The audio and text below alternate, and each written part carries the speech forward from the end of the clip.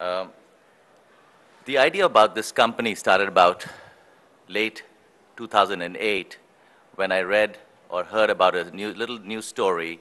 A young child at Tampa General Hospital was a cancer patient, and the parents wanted to send the images and records to Memorial Sloan Kettering for a second opinion.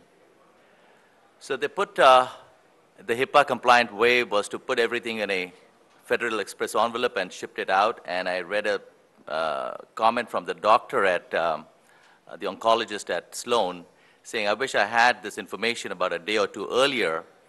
I wish I would have put this kid on a experimental drug that I was working on, and perhaps extended the life, if not saved it."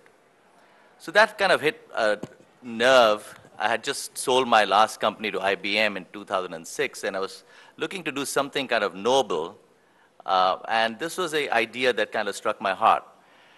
But then I went back, and I know a lot of NGOs I've worked with in the past as well, and I figured, I said, you know, you've got to really do something which is, as Bill Gates says, do good as well as do well. And so we devised the technology in such a way that we were doing good things as well as doing well at the same time.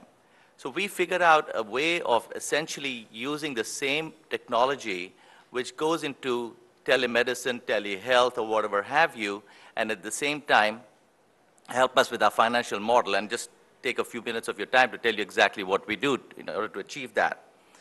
So we tried to put together an architecture which essentially sends the DICOM information, you know, whether it be CT scans, X-rays, or even HL7 data like lab reports and things like that. And to our benefit at that time, cloud technology came about. And so we used cloud in a very extensive way. And now today we have our cloud in Miami. We have, and with a backup in Atlanta.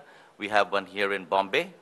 And at the same time, we started offering some of our care delivery organizations a concept called storing of the data for them. Today, you won't believe, whether it's United States or India, wherever you go, storage, disaster recovery, business continuity is just not heard of. In even major hospitals, when there is fire, or even Hurricane Katrina in Louisiana, they've lost, you know, tons of data. So we've started offering this as a benefit, and once we have that information in our cloud, then it can be accessed by anybody on a web browser using a mobile technology, and then it becomes a piece of cake.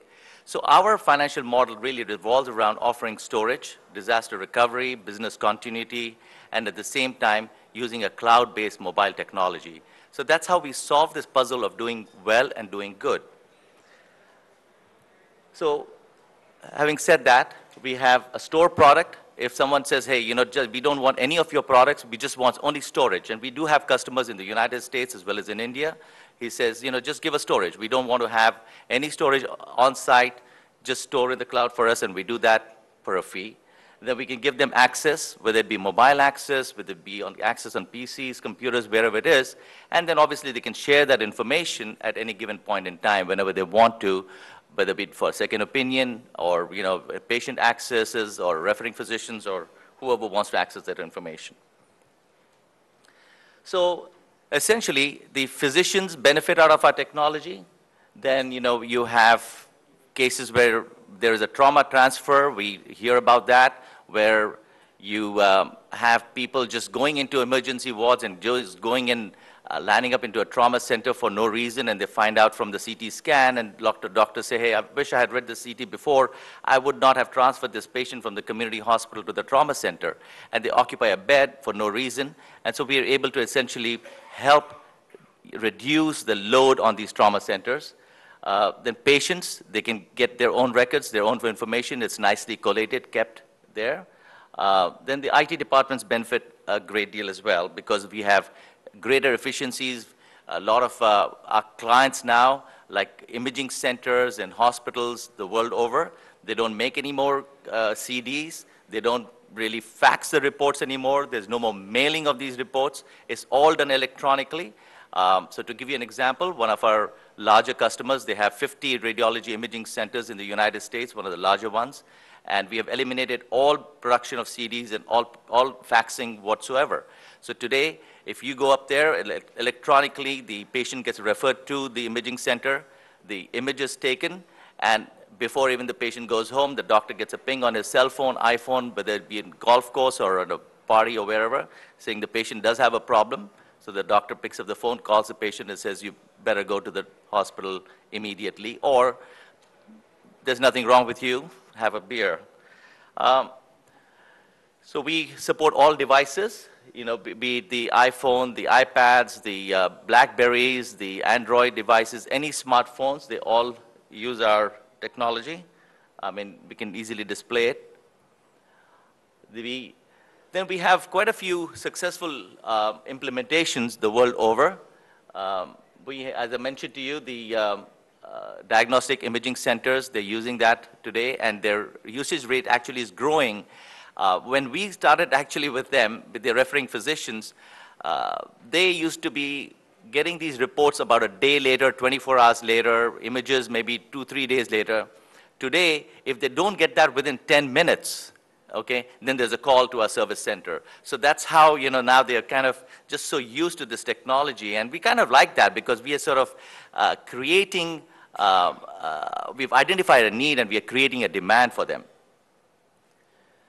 Then at Max Health, which is our flagship client, and the very first one, and thanks to Dr. Parvez Ahmed, who was the CEO, he saw my vision about 3 years ago when I first met with him, and it was just on a piece of paper. And I said, if I bring this technology up to Max, will you support me? And Dr. Ahmed said, by all means.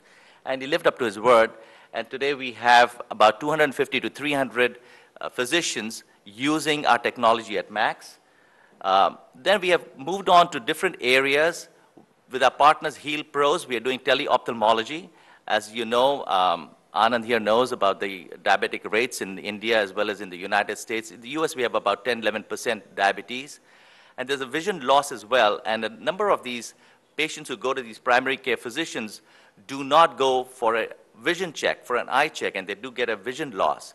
So we have partnered with a company called Heal Pros. They install these fundus cameras in primary care physicians' offices, and there the eyes are checked, and boom, goes again to our cloud, and from the cloud it goes straight onto the ophthalmologist's PCs, who does a quick read to see if there's retinopathy or any other eye problems, and quickly relates the information back to the primary care physician. And when we started the company, we had a tagline called "Saving Lives Through Technology."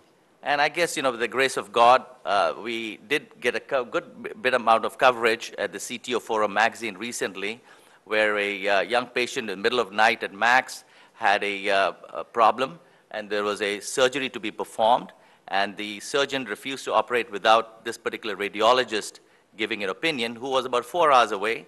And so we were able to relay the images instantaneously on his BlackBerry, and he was able to pinpoint and say, do this kind of a surgery, and that was performed successfully, and hopefully, and the patient's life was saved. So I have seen, and we are new kids to the block, to the society, and I really, I'm very glad that I'm here. But I've looked around and I've seen a number of these companies here. Yes, that's great to do this noble work in the rural model, but I believe that there is, for every company that I've seen here with the booths and things like that, I believe the same technology can really be used as a good financial model in other parts of the world, if it is not really being used over here. I certainly believe that the technology is the same, and why not really apply it in the whole world over, and be able to balance basically the fact that perhaps the payment power of some of these rural villages that we are working with is not as high, but you can really sell that technology. Even in the United States, be it in Canada, we are in Canada right now, and with the Sick Children's Hospital, they're trying to use our technology to send images from the Aboriginals who are so far away in Ontario through our technology back into the Sick Children's Hospital. So I think that there's application that one must really go beyond just what you're doing within your own little infrastructure, and to see where there could be better financially served markets so that you can really serve your home markets a little bit better. Thank you.